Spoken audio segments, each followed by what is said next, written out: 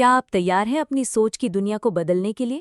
کیا آپ جاننا چاہتے ہیں کہ ہماری اسلامی فکر کی اصل طاقت کہاں ہے؟ کیا ہم نے اپنی فکری روشنی کھو دی ہے یا اسے دوبارہ جگانا ممکن ہے؟ اگر ہاں تو آپ بالکل صحیح جگہ پر ہیں۔ ویلکم ٹو تھاٹس ود رضوان۔ اور آج کی پہلی قسط میں ہم علامہ اقبال کی کتاب تجدید فکریات اسلام کے بارے میں بات کریں گے، جو ہمیں بتاتی ہے کہ کیسے ہم اپنی فکری دنیا کو جدید دور کے تقاضوں کے مطابق بدل سکتے ہیں۔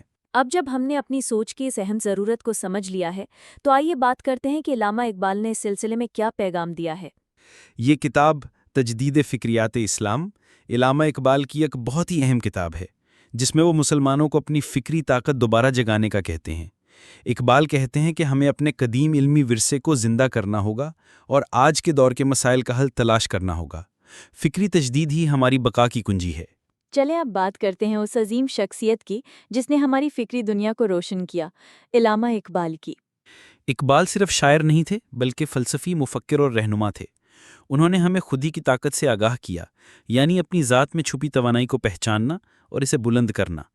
اقبال نے اسلامی فلسفے کو ایسے انداز میں پیش کیا جو آج کی دنیا سمجھ سکے۔ اب جب کہ ہم نے اقبال کو سمجھ لیا ہے، آئیے جانتے ہیں کہ اسلامی فکر کی ابتدا کیسے ہوئی اور اس نے کیسے ترقی کی۔ اسلامی فکر کی بنیاد اللہ کے پیغام پر ہے، جو ہر انسان کی رہنمائی کرتا ہے۔ پیغمبر اسلام صلی اللہ علیہ وآلہ وسلم نے زندگی کے ہر پہلو میں ہمیں رہنمائی دی، چاہے وہ روحانیت ہو، معاشرت ہو یا سائنس۔ ابتدائی مسلمانوں نے اس پیغام کو سمجھ کر فلسفہ، سائنس اور دیگر علوم میں نمایاں ترقی کی۔ اب ہم تھوڑا تاریخ میں چلتے ہیں تاکہ سمجھ سکیں کہ اسلامی فکر نے وقت کے ساتھ کیسے ترقی کی۔ عباسی خلافت کے دور میں فلسفہ، سائنس اور تعلیم کو بہت فروغ ملا۔ الفارابی، ابن سینا اور الخوارزمی جیسے دانشوروں نے مغربی دنیا کو علم کی راہیں دکھائیں۔ یہ دور اسلامی تہذیب کی شان تھا، جس کی روشنی آج بھی محسوس کی جاتی ہے۔ اب بات کرتے ہیں آج کے دور کی، جہاں ہمیں کچھ فکری مسائل کا سامنا ہے۔ آج کی دنیا میں جدیدیت، سیکولرزم اور مغربی نظریات نے مسلمانوں کے ذہنوں میں الجھنیں پیدا کی ہیں۔ ہمارے اندر فکری جمود نے ترقی کی راہ میں رکاوٹیں کھڑی کی ہیں۔ ہمیں اپنی فکر کو نئے دور کے مطابق بدلنا ہوگا، ورنہ ہم پیچھے رہ جائیں گے۔ اب سنتے ہیں اقبال کے وہ الفاظ جو ہمیں خود ہی کی طاقت اور تجدید کی اہمیت بتاتے ہیں۔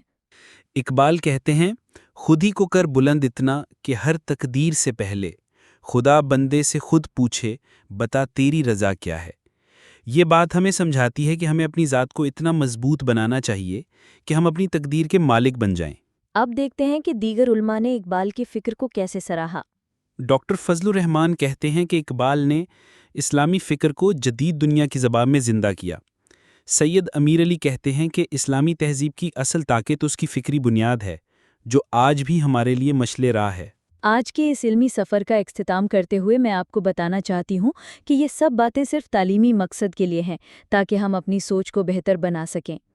ہم نے دیکھا کہ ہماری اسلامی فکر کی تاریخ کتنی شاندار رہی ہے اور آج ہمیں اسے دوبارہ زندہ کرنے کی ضرورت ہے۔ اب میں آپ سے پوچھنا چاہوں گی، کیا آپ تیار ہیں اپنی سوچ کو نئی بلندیوں پر لے جانے کے لیے؟ اگر ہاں تو اگلے لیکچر میں ہم تجدید کی ضرورت اور اس کے اسباب پر بات کریں گے، جو آپ کے لیے بہت مفید ثابت ہوں گے۔ تو میرے ساتھ جڑے رہیے تھاٹس ود رضوان میں، اور اپنے دوستوں کے ساتھ بھی شیئر کریں تاکہ یہ روشنی اور پھیل سکے۔ آپ کا بہت شکریہ کہ آپ نے آج کا قسط سنا۔ دعا ہے ہم سب کی سوچ روشن اور ترقی کرے۔ خدا حافظ۔ یاد رہے کہ یہ پورا پوڈ کاسٹ صرف تعلیمی مقصد کے لیے تیار کیا گیا ہے۔